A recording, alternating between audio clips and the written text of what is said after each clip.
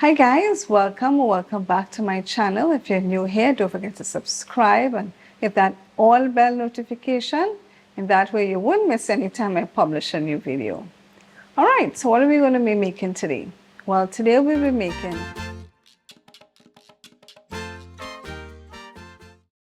so you want to boil your rice in some salted water.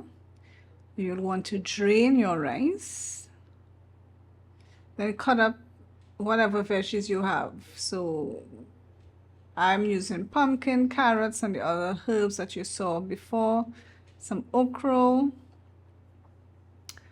All right, so we're gonna add some oil to our wok.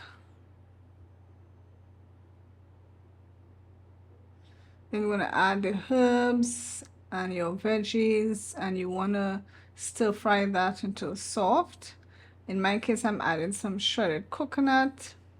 You'll wanna add some salt to taste. We're going to stir fry all our veggies and herbs together